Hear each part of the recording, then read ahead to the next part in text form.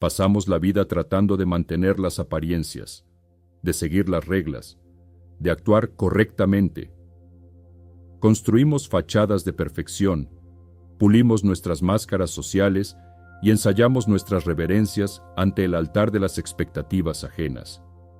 Y en este esfuerzo constante, en esta agotadora danza de la formalidad, nuestro verdadero espíritu, esa esencia salvaje, creativa y espontánea que habita en nosotros, se asfixia, se convierte en un jardín olvidado, cubierto por las losas de piedra del deber ser.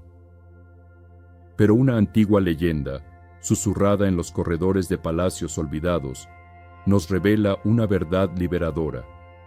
La verdadera maestría, la excelencia genuina, no se encuentra en la rígida reverencia, sino en la audaz y despojada libertad del ser.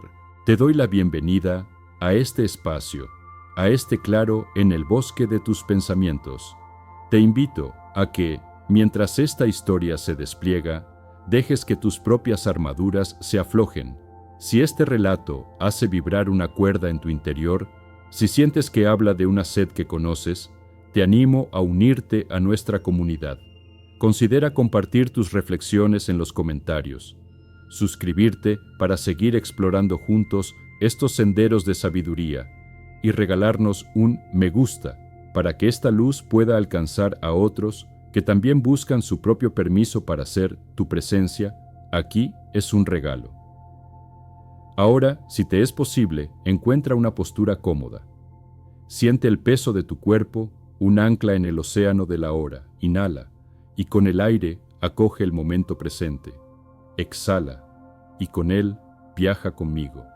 Viaja a una época en la que la seda susurraba historias y la tinta contenía el alma de las montañas. Viaja al antiguo reino de Song.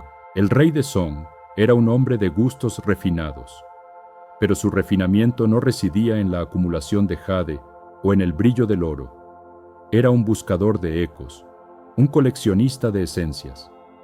En los vastos y silenciosos salones de su palacio, colgaban cientos de pinturas, rollos de seda que representaban paisajes, animales y cortesanos. Muchas de ellas eran técnicamente perfectas. Cada escama de la carpa koi brillaba con un realismo impecable. Cada aguja de pino estaba dibujada con una precisión matemática. Cada pliegue en la túnica de un ministro caía con una exactitud fotográfica. Pero el rey, al pasear por sus galerías al atardecer, sentía una profunda e inexplicable sed. Veía la forma del bambú, pero no sentía el viento meciéndolo. Veía la imagen de una grulla, pero no oía su llamada solitaria al amanecer. Veía la pintura de una montaña, pero no percibía su silencio ancestral, su imperturbable majestad.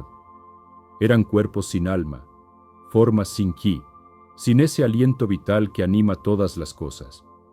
Eran obras nacidas del esfuerzo, de la técnica, de la obediencia a las reglas del arte, pero no habían nacido del Tao. Y así, un día, bajo el sol de la primavera, el rey emitió un decreto. No buscaba un general para sus ejércitos, ni un ministro para su corte. Buscaba algo mucho más raro y precioso. Buscaba un verdadero artista. El decreto, escrito con una caligrafía elegante sobre rollos de la más fina seda, fue llevado por mensajeros a todos los rincones del reino. Convocaba a los más grandes pintores del país a presentarse en el palacio para un encargo de suma importancia. Pintar un mapa, un paisaje que capturara no solo la forma, sino el espíritu mismo del reino de Song. La noticia se extendió como una onda en un estanque. En las bulliciosas ciudades y en los remotos monasterios de montaña, los pintores escucharon la llamada. Para ellos, no era solo un encargo. Era la oportunidad de alcanzar la inmortalidad artística, el honor supremo. Y con esa oportunidad nació también una inmensa presión. El día señalado, los terrenos del palacio se llenaron de una procesión solemne. Llegaron docenas de artistas, los más renombrados de su generación. Eran un río de seda y ambición silenciosa.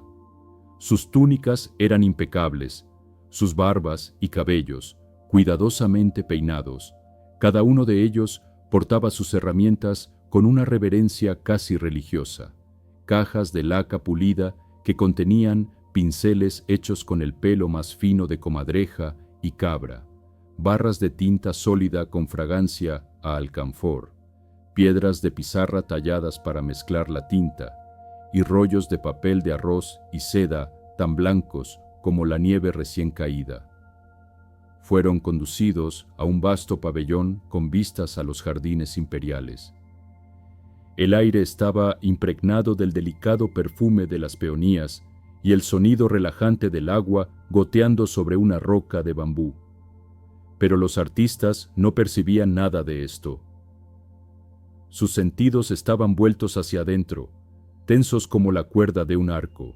Uno a uno, al ser llamados, entraban en el salón principal.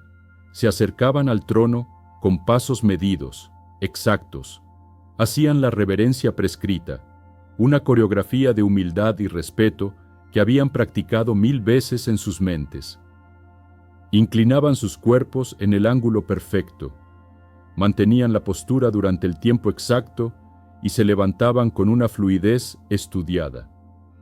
Sus voces, al agradecer al rey el honor de la convocatoria, eran suaves, controladas, desprovistas de cualquier emoción que pudiera considerarse impropia. Luego, se retiraban a sus puestos asignados en el pabellón, y allí, la tensión se manifestaba en un ritual de preparación casi doloroso. Con una concentración feroz, comenzaban a preparar sus materiales. Molían la barra de tinta sobre la piedra, añadiendo agua gota a gota, con una paciencia de alquimista, buscando la densidad perfecta. El sonido rítmico y áspero del roce llenaba el silencio del pabellón. Lamían la punta de sus pinceles, afinándolos hasta conseguir una aguja perfecta, un acto íntimo y de una concentración absoluta. Disponían sus papeles y sedas, alisando cualquier arruga invisible. Estaban todos allí, en fila, como soldados esperando la orden de atacar. Sus rostros eran máscaras de serenidad profesional, pero si uno miraba de cerca, podía ver la diminuta gota de sudor en la sien, el músculo tenso en la mandíbula, la forma en que sus nudillos se blanqueaban al sujetar el pincel. Estaban preparados para hacerlo bien. Estaban listos para impresionar, para cumplir, para ejecutar una obra maestra. Estaban atrapados en la jaula dorada de su propia reputación y en el miedo a no estar a la altura. Sus manos no temblaban, pero sus espíritus sí. Estaban tan concentrados en el acto de pintar que se habían olvidado del alma del arte. El rey los observaba desde la distancia a través de una celosía, su corazón hundiéndose un poco con cada reverencia perfecta, con cada pincel meticulosamente preparado. Veía habilidad, veía disciplina, veía ambición, pero no veía libertad, no veía esa alegría despreocupada, esa conexión desnuda con el universo que él creía que era la verdadera fuente de toda gran creación, y mientras el sol alcanzaba su cenit y el aire en el pabellón se volvía denso con el olor de la tinta y la tensión de la expectativa, el rey suspiró. Parecía que, una vez más, solo encontraría cuerpos hermosos sin alma. Pero el que el rey, sin saberlo, verdaderamente esperaba, aún no había llegado. Las horas se deslizaron, silenciosas como sombras en un jardín de rocas. El sol, que había estado directamente sobre sus cabezas, comenzó a inclinarse hacia el oeste, alargando las sombras de los pilares del pabellón como los dedos de la tarde. El aire, antes fresco, se había vuelto tibio y denso. El murmullo de la vida del palacio, el eco lejano de un gong, el canto de un pájaro, las risas de las damas de la corte en los jardines, llegaba hasta los artistas, pero era un mundo al que ellos estaban sordos y ciegos. Su universo se había encogido al tamaño de un rollo de seda. Estaban en un estado de guerra silenciosa contra su propio talento. Cada uno de ellos era un general planeando una campaña. En el campo de batalla de sus mentes se libraban batallas épicas. Debería empezar con la niebla del río o con el pico escarpado de la montaña sagrada. ¿Qué pincel capturará mejor la delicadeza de una flor de ciruelo? ¿Qué densidad de tinta evocará la profundidad del bosque antiguo?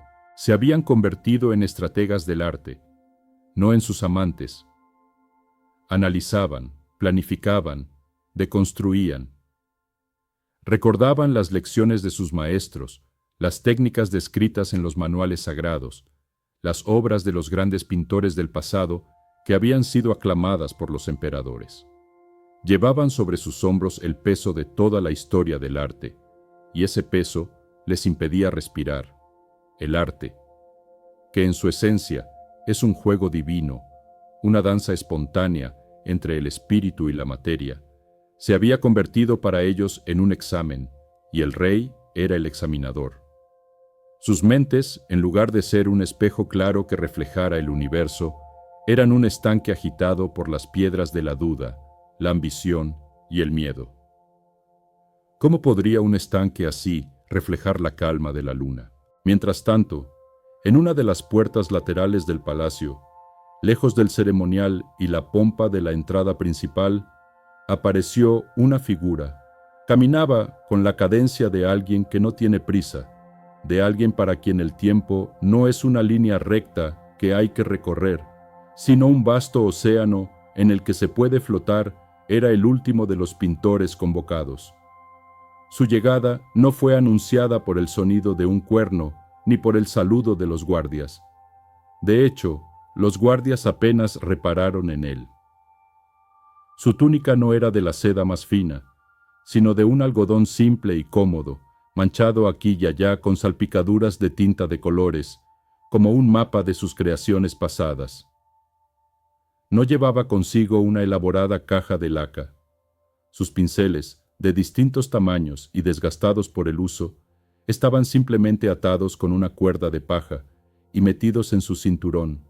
Su rostro no mostraba la tensión del aspirante, sino la serena curiosidad de un viajero que llega a un lugar nuevo. Entró en el patio, deteniéndose un momento para admirar la forma en que un viejo árbol de glicina se enroscaba alrededor de una viga de madera, sus flores púrpuras cayendo en cascada como una lluvia perfumada. Sonrió, una sonrisa genuina y sin propósito, simplemente por el placer de ver algo hermoso. Cuando finalmente llegó al pabellón donde los demás artistas esperaban, el sol ya besaba el horizonte. La mayoría de los pintores, al verlo entrar tan tarde y con tan poco ceremonial, lo miraron con una mezcla de desdén y desconcierto. ¿Quién era este hombre que mostraba tan poco respeto por la ocasión? Él, sin embargo, no pareció notar sus miradas. Se dirigió al centro del salón, donde un oficial de la corte registraba los nombres de los llegados. Hizo un saludo, no una reverencia profunda y estudiada, sino un simple y respetuoso asentimiento de cabeza, como el que se le daría a un igual. Su mirada se cruzó por un instante con la del rey, que seguía observando desde su escondite. No había en sus ojos súplica ni ambición, solo un reconocimiento tranquilo, de un ser humano a otro. Y entonces, en lugar de dirigirse a su puesto asignado para comenzar el ritual de preparación, hizo algo que dejó a todos perplejos. Con la misma naturalidad con la que había entrado, se dio la vuelta y sin decir una palabra, se encaminó hacia los aposentos que habían sido designados para los artistas. Simplemente se fue. Un murmullo recorrió el pabellón. ¿Se estaba rindiendo antes de empezar? ¿Era un acto de arrogancia suprema? Los demás artistas, después de un momento de confusión, volvieron a su tensa concentración, quizás sintiéndose aún más justificados en su propio y riguroso enfoque. Pero el rey no sintió desdén, sintió una punzada de inmensa curiosidad. En el comportamiento de aquel hombre había una ausencia de esfuerzo, una falta de preocupación por las apariencias que era, en sí misma, más interesante que todas las reverencias perfectas que había visto ese día. En un mundo donde todos actuaban, aquel hombre simplemente no estaba allí para demostrar nada. Parecía estar allí simplemente para estar. El rey, movido por un impulso que no podía explicar, hizo una seña a uno de sus sirvientes más discretos, un eunuco, conocido por su habilidad para moverse sin ser visto, como un fantasma. «Sígueme a ese hombre», susurró el rey, su voz apenas un soplo. «No dejes que te vea. Observa lo que hace en sus aposentos. Quiero saber qué clase de preparación secreta, qué ritual oculto realiza un artista que desafía todas las convenciones. Luego, vuelve y cuéntamelo todo, sin omitir un solo detalle». El sirviente hizo una reverencia y se deslizó fuera del salón, su figura de seda fundiéndose con las crecientes sombras del atardecer. El rey volvió su atención a la celosía, pero su mente ya no estaba con los pintores que esperaban en el pabellón. Estaba con el hombre que había elegido caminar en dirección contraria. La verdadera prueba no estaba teniendo lugar bajo la atenta mirada de la corte, sino en la soledad de una habitación, donde un hombre, lejos de todos los ojos, se prepararía para encontrarse con su arte. O quizás para encontrarse consigo mismo. El corazón del espía latía con fuerza contra sus costillas. A lo largo de los años, había realizado innumerables misiones secretas para el rey. Había escuchado conspiraciones en oscuros corredores. Había observado intercambios de mensajes secretos en los jardines. Había sido los ojos y los oídos invisibles del trono. Estaba acostumbrado al drama de la intriga, a la tensión del secreto. Esperaba encontrar algo similar aquí. Quizás, pensó, el pintor estaría realizando un rito esotérico, quemando inciensos exóticos para invocar a las musas. O tal vez estaría practicando calistenias mentales, meditando en posturas complejas para afinar su concentración hasta el punto de una aguja. O, quién sabe, podría estar desplegando un manual secreto de técnicas prohibidas, un conocimiento guardado celosamente y transmitido solo a los elegidos. El espía estaba preparado para presenciar la revelación de un gran secreto, la clave de la maestría artística que aquel hombre parecía poseer con tanta indiferencia. Con un cuidado infinito, acercó su ojo al pequeño agujero. La habitación se reveló ante él, bañada en la luz pálida y fantasmal que se colaba por la ventana, y lo que vio lo dejó tan desconcertado, tan profundamente confundido, que por un momento pensó que se había equivocado de habitación. No había rituales, no había incienso, no había meditación tensa ni manuales secretos. El pintor estaba allí, sí, pero no estaba de pie, ni arrodillado, ni en ninguna postura de preparación formal. Lo primero que notó el espía fue que se había quitado la túnica exterior. Estaba medio desnudo, vestido solo con unos pantalones anchos y cómodos. El acto en sí era escandaloso para la etiqueta del palacio, un lugar donde cada capa de ropa tenía un significado y una función. Pero no había nada de provocación en su desnudez. Era la simple y práctica búsqueda de la comodidad, como la de un hombre que llega a su propia casa después de un largo viaje. Luego, el espía observó su postura. No estaba sentado formalmente sobre sus talones. Estaba sentado en el suelo, con una pierna estirada y la otra doblada, apoyándose casualmente contra una de las paredes. Estaba tan relajado, tan a gusto en su propio cuerpo, que parecía haberse fundido con la habitación. No había en él la más mínima traza de la rigidez que había visto en los otros artistas, era la antítesis de la formalidad. ¿Y qué estaba haciendo? No estaba moliendo tinta, ni afilando pinceles. No estaba estudiando rollos de paisajes. De hecho, no parecía estar haciendo nada en absoluto relacionado con la pintura. Simplemente estaba sentado allí. Su mirada no estaba enfocada en un punto, sino que vagaba suavemente por la habitación, deteniéndose por un momento en un nudo en la madera del pilar, luego en la forma en que la luz de la luna dibujaba el contorno de una hoja de bambú en el suelo de tatami. El espía aguzó el oído, esperando escuchar un murmullo, un mantra, una oración. Pero solo oyó el sonido de la respiración del pintor, lenta, profunda y regular, como el oleaje de un mar en calma, y de vez en cuando, el sonido casi imperceptible de sus propios pensamientos se veía interrumpido por un tarareo, una melodía suave y sin letra que el pintor parecía improvisar, no para una audiencia, sino para su propio y simple placer. El espía permaneció allí, con el ojo pegado al agujero, durante lo que le pareció una eternidad. Y en todo ese tiempo, el pintor no hizo nada, o, para ser más precisos, no hizo nada que el mundo considerara hacer. No se esforzaba, no se preparaba, no luchaba. Simplemente habitaba. Habitaba su cuerpo, habitaba la habitación, habitaba el momento presente con una plenitud y una ausencia de conflicto que el espía nunca había presenciado en su vida. El espía, un hombre cuyo valor se medía por la información que obtenía, se dio cuenta de que estaba presenciando algo para lo que no tenía palabras.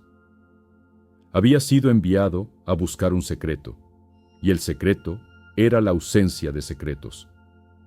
Había sido enviado a observar una preparación, y la preparación era la ausencia de preparación. En ese momento, comprendió la diferencia fundamental entre aquel hombre y los pintores del pabellón. Los otros artistas estaban tratando de convertirse en maestros, estaban tensando cada fibra de su ser para alcanzar un estado de excelencia. Este hombre, en cambio, no estaba tratando de alcanzar nada. Ya era. Su maestría no residía en lo que hacía, sino en el estado desde el que actuaba. O, más bien, desde el que descansaba. Estaba en un estado de perfecta receptividad, como un lago de montaña en calma, listo para reflejar sin distorsión la imagen del cielo. No necesitaba prepararse para pintar, porque él mismo se había convertido en un lienzo en blanco. Con el corazón lleno de una extraña mezcla de confusión y una incipiente admiración, el espía se retiró. Se movió por los pasillos del palacio, no ya como un ladrón de secretos, sino como el portador de una paradoja. Sabía que tenía que informar al rey. Pero, ¿cómo podría describir con el torpe lenguaje de la corte la profunda elocuencia del no hacer? ¿Cómo podría explicar que el mayor de los respetos por el arte había sido demostrado por el hombre que parecía no mostrar ningún respeto en absoluto? El silencio en el salón del trono era tan espeso que se podría haber cortado con una espada. El rey miró al espía, sus ojos buscando respuestas. ¿Y bien?, preguntó, su voz un susurro ansioso. ¿Qué has visto? ¿Cuál es su secreto? ¿Qué rituales realiza a puerta cerrada? El espía tragó saliva. Las palabras que tenía que pronunciar parecían inadecuadas, casi absurdas. ¿Cómo podía transmitir la atmósfera de completa y absoluta normalidad que había presenciado? Majestad, comenzó, eligiendo sus palabras con sumo cuidado. He observado al pintor como me ordenasteis. He permanecido junto a su puerta durante mucho tiempo. ¿Y? Insistió el rey. ¿Qué hacía? ¿Afilaba su mente? ¿Invocaba a los espíritus de los antiguos maestros? El espía hizo una pausa y luego habló con una sinceridad desnuda. Majestad, él no hacía nada de eso. Cuando llegó a sus aposentos, lo primero que hizo fue quitarse la túnica exterior. Un murmullo casi imperceptible provino de los pocos consejeros que estaban presentes en el salón. El rey, sin embargo, permaneció inmóvil, su mirada fija en el espía. Continuó, dijo el espía, sentándose en el suelo. No en la postura formal, sino cómodamente. Se recostó contra la pared, con las piernas estiradas, y allí, Majestad, simplemente se quedó. Se quedó, repitió el rey, su voz teñida de incredulidad. ¿No preparó su tinta? ¿No estudió sus pinceles? No, mi señor. No tocó sus herramientas. Simplemente se sentó, medio desnudo, en el suelo de su habitación. Miraba por la ventana. Tarareaba una melodía sin importancia. Su respiración era profunda y tranquila. Parecía un hombre en su propia casa, un hombre sin ninguna preocupación en el mundo, un hombre que había olvidado por completo que estaba en el palacio del rey, a punto de competir por el mayor honor de su vida. El espía terminó su informe y esperó la reacción del rey. Esperaba confusión, quizás ira ante la aparente falta de respeto del pintor. Esperaba que el rey ordenara que aquel hombre fuera expulsado por su insolencia. Pero el rey no se enfadó. No mostró confusión. En su lugar, una lenta y ancha sonrisa comenzó a extenderse por su rostro. Fue la sonrisa de un hombre que ha estado buscando una joya rara durante años y que, de repente, la encuentra en el lugar más inesperado. Se reclinó en su trono y por primera vez en todo el día pareció verdaderamente relajado. Luego se echó a reír. No fue una risa de burla, sino una risa de pura y genuina alegría, una risa de reconocimiento. El sonido resonó en el salón silencioso, sorprendiendo a sus consejeros. Cuando su risa se calmó, miró a sus hombres y habló, su voz clara y llena de una nueva convicción. «Anulad el concurso», declaró. Los consejeros se miraron, estupefactos. «Mi señor», tartamudeó uno de ellos, «pero los demás artistas han esperado todo el día, están preparados para mostrar su inmenso talento». «Su talento para la reverencia, sí», respondió el rey. «Su talento para la atención, su talento para seguir las reglas. He visto suficiente de eso. He pasado años rodeado de ese tipo de talento. Es un talento que decora las paredes, pero no alimenta el alma». Se levantó de su trono y comenzó a caminar por el salón, sus manos entrelazadas a la espalda. «Todos esos hombres en el pabellón», continuó, «han venido aquí a actuar. Están actuando como grandes artistas. Están tratando de impresionarme, de impresionarse a sí mismos. Sus mentes están llenas de cómo deberían ser las cosas, de cómo es la pincelada perfecta, de cómo se gana el favor de un rey. Están tan llenos de ideas sobre el arte que no hay espacio para que el arte mismo entre en ellos». Se detuvo y miró al espía, y a través de él pareció mirar al pintor en su lejana habitación. Pero este hombre que llega tarde, que no hace reverencias, que se sienta medio desnudo en el suelo, este hombre no ha venido a actuar, ha venido a pintar. Ha vaciado su mente de todas las formalidades, de todas las expectativas, de todo el ruido. Se ha despojado de la armadura del artista para quedarse simplemente con el hombre. Se ha hecho a sí mismo cómodo, no solo en su cuerpo, sino en su espíritu, y solo desde ese lugar de comodidad, de autenticidad, de relajación, solo desde ahí puede fluir la verdadera creación. El rey se volvió hacia sus consejeros, su rostro iluminado por la revelación. «No necesito ver ni un solo trazo de su pincel», dijo con una finalidad absoluta. «No necesito que me muestre su técnica. Ya me ha mostrado lo más importante. Me ha mostrado su espíritu. Un espíritu libre, sin pretensiones, listo para ser un canal para la belleza, en lugar de un constructor de ella». Y entonces pronunció las palabras que pasarían a la leyenda. «Él», dijo el rey, con una voz llena de admiración, «es el verdadero artista». La historia del rey de Song y el pintor que se desnudó no es simplemente una anécdota sobre el arte. Es una profunda enseñanza sobre la naturaleza de la excelencia en cualquier campo de la vida. Es una llave que abre la puerta de la jaula del perfeccionismo en la que tantos de nosotros vivimos encerrados. Vivimos en un mundo que glorifica el esfuerzo, la disciplina y la formalidad. Nos enseñan que para tener éxito debemos hacer las cosas bien. Debemos seguir el protocolo, respetar la jerarquía, presentar una imagen de competencia y control. Y así, antes de cualquier tarea importante, una presentación en el trabajo, una conversación difícil, un proyecto creativo, incluso una primera cita, nos ponemos la armadura, tensamos los músculos, aceleramos la respiración, llenamos nuestra mente con un ejército de deberías.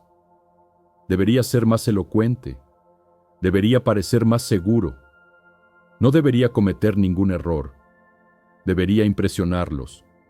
Nos convertimos en los pintores del pabellón, esperando en fila, con los pinceles temblando en nuestro espíritu, tan preocupados por la ejecución perfecta que perdemos toda conexión con nuestra esencia.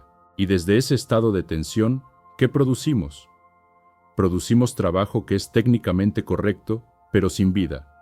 Damos discursos que son lógicos, pero que no conmueven a nadie. Creamos arte que es preciso, pero sin alma.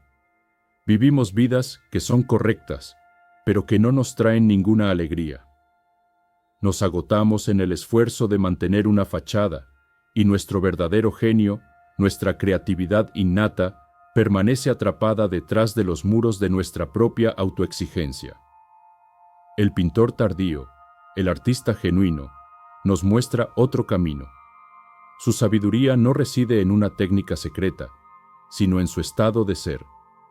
Él comprende, a un nivel celular, que la creatividad, la intuición y el rendimiento óptimo, lo que hoy podríamos llamar un estado de flow, no nacen de la tensión, sino de la relajación. No nacen de la formalidad, sino de la autenticidad. Su acto de desnudarse no es físico, es espiritual. Se despoja de la necesidad de ser el pintor. Se despoja de la presión de cumplir con las expectativas del rey. Se despoja del miedo a ser juzgado. Al quitarse la túnica, simbólicamente se quita todas las capas de identidad y expectativa que lo separan de su verdadero yo, y su acto de sentarse cómodamente no es pereza. Es una profunda práctica de encarnación. Se asienta en su propio centro. En lugar de proyectar su energía hacia afuera, hacia la meta, la recoge hacia adentro, hacia la fuente. Se asegura de que su instrumento, su cuerpo, su mente, su espíritu, esté afinado no a la nota de la tensión, sino a la de la calma y la receptividad. Está en un estado de Wu Wei, de no acción o acción sin esfuerzo. No está preparándose para forzar al arte a salir de él. Está preparándose para permitir que el arte fluya a través de él. Esta idea de encontrar el poder en la relajación puede parecer contraria a todo lo que nos han enseñado. ¿Resuena contigo?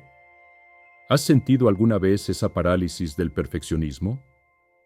Te invito a compartir tu experiencia en los comentarios. Al reconocer juntos estas cadenas, comenzamos a liberarnos.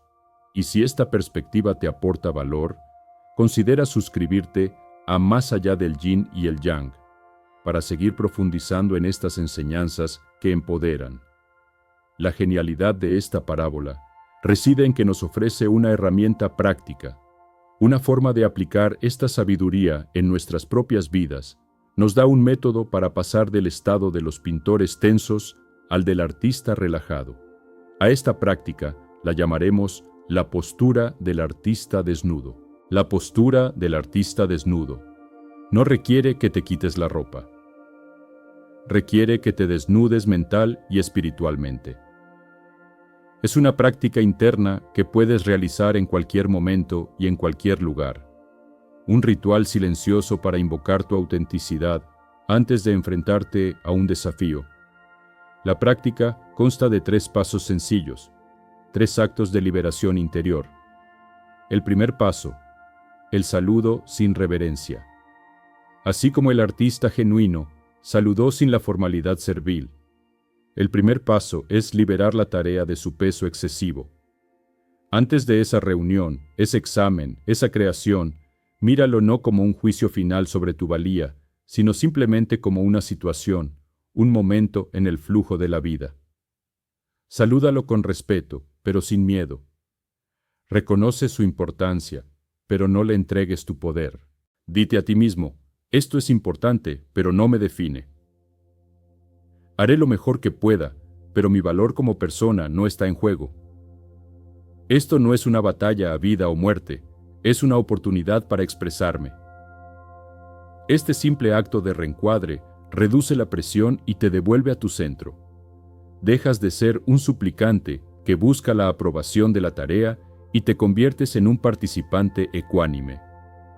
El segundo paso, la desnudez mental. Este es el corazón de la práctica. Al igual que el pintor se quitó la túnica, tú te despojas de las capas de expectativas que te asfixian.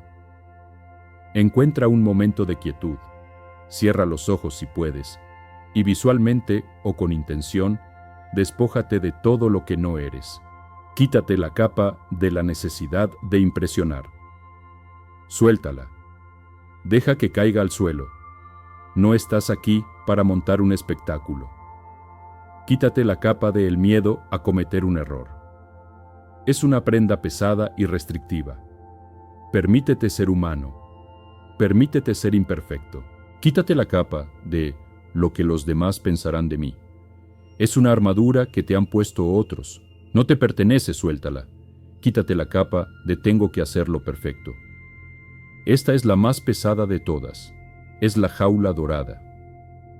Ábrela y sal. Sigue despojándote de estas capas, una por una, hasta que sientas que te has quedado solo con tu esencia desnuda, con tu intención más pura. ¿Cuál es esa intención? Quizás es simplemente compartir lo que sé, o conectar honestamente, o disfrutar del proceso creativo. Al desnudarte de las expectativas, te vistes con tu propósito genuino. El tercer paso, sentarse cómodamente. Finalmente, como el pintor que se sentó en el suelo, encuentra tu propia comodidad interior. Esto significa llevar tu atención a tu cuerpo. ¿Dónde sientes la tensión? ¿En la mandíbula? ¿En los hombros? ¿En el estómago? Respira en esas áreas. Con cada exhalación, imagina que esa tensión se derrite, que tus músculos se aflojan.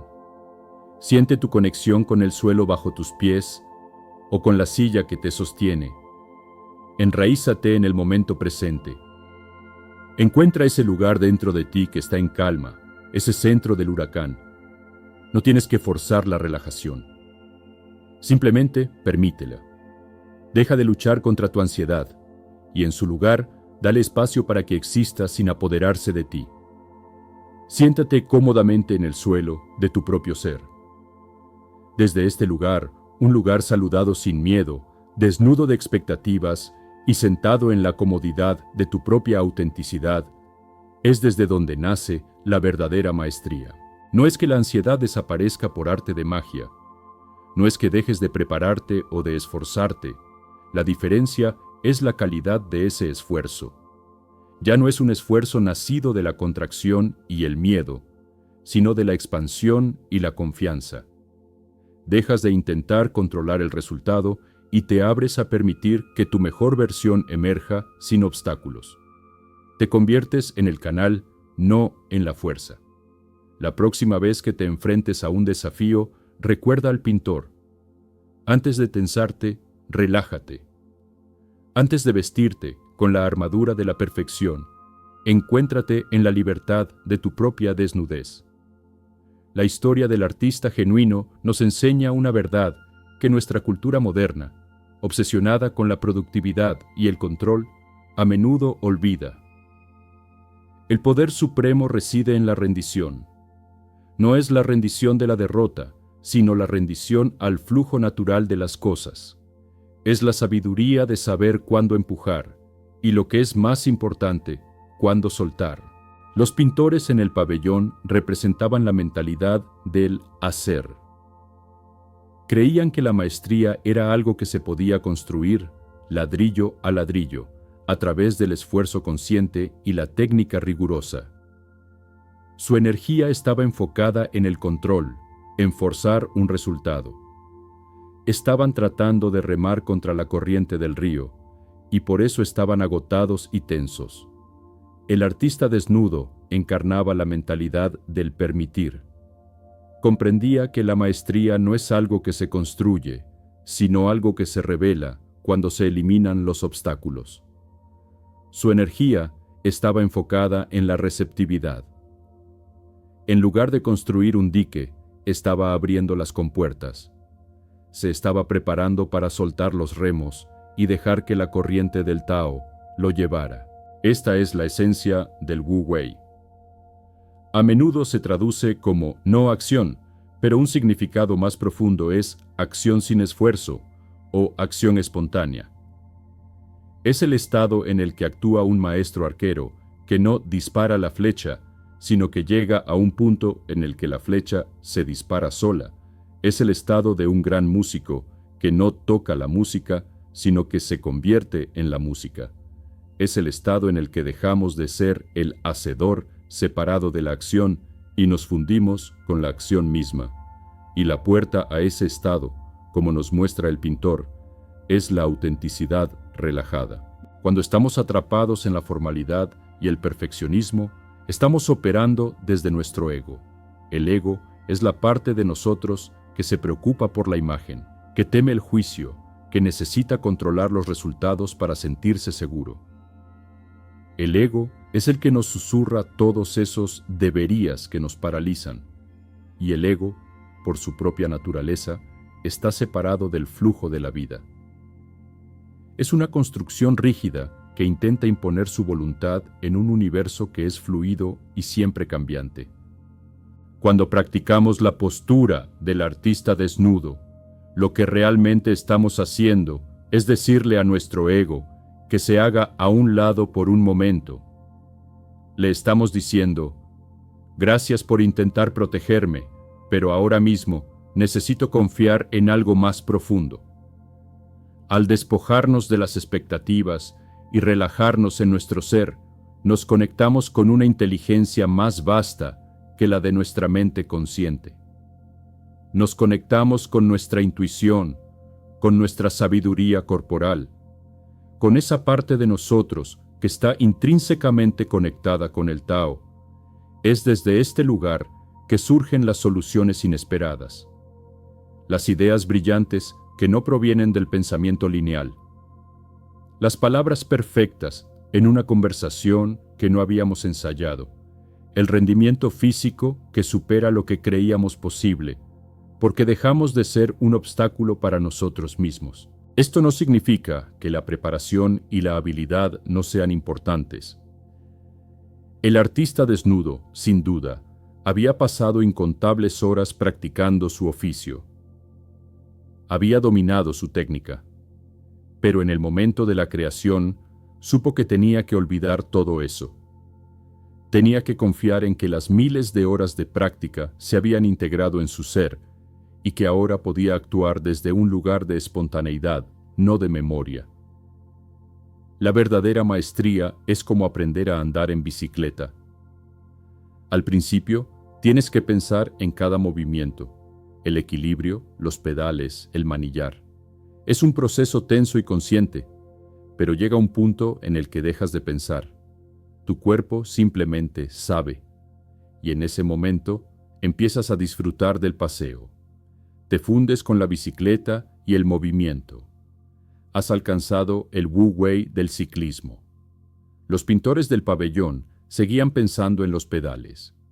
El artista genuino estaba simplemente disfrutando del paseo. Así que la invitación de esta historia es a confiar en tu propia preparación. Has vivido, has aprendido, has practicado. La sabiduría ya está dentro de ti. Tu tarea, en el momento de la verdad, no es forzarla a salir, sino crear el espacio interior de calma y autenticidad para que pueda manifestarse sin esfuerzo. La historia no nos cuenta qué pintó aquel artista, y eso, quizás, es la lección final. Porque el resultado, la obra maestra, no era el punto. El verdadero arte ya había sido revelado. Se había manifestado en la forma en que el hombre vivía, en su capacidad para habitar su propia piel con una honestidad tan radical que un rey pudo reconocerla como la más alta de las habilidades. El mundo al que volvemos después de escuchar esta historia es el mismo. Las presiones no desaparecerán. Las expectativas seguirán existiendo. La voz del perfeccionismo seguirá susurrando en nuestros oídos. Pero algo dentro de nosotros puede cambiar. Podemos elegir qué voz escuchar. Podemos seguir llegando temprano a la cita, con la reverencia ensayada y la armadura puesta, esperando en la fila de los que temen equivocarse. O podemos darnos permiso para llegar tarde, para saludar con una simple inclinación de cabeza, para quitarnos las capas de lo que deberíamos ser y para sentarnos cómodamente en la verdad de lo que somos. El camino del artista genuino no es un camino de grandiosidad, sino de simplicidad. No es un camino de complicación, sino de despojamiento. Se trata de quitar, no de añadir. Quitar el miedo, quitar la pretensión, quitar el ruido, hasta que solo quede el silencio fértil, desde el cual todo lo verdadero puede nacer. No tienes que ser un pintor para ser un artista. Tu vida es tu lienzo. Cada conversación, cada decisión, cada proyecto, cada día es una oportunidad para crear. Y la pregunta que esta historia nos deja, flotando en el aire como el aroma de la tinta, es: ¿desde dónde vas a crear? ¿Desde la tensión del perfeccionista que teme dejar una marca equivocada? ¿O desde la libertad del artista desnudo que sabe que la única marca verdadera es la que nace de un espíritu auténtico y en paz? La elección, como siempre, es tuya. Cada momento es una nueva oportunidad para soltar el pincel con los nudillos blancos y simplemente empezar a danzar mantra final. La maestría no es actuar correctamente, es olvidar que estás actuando.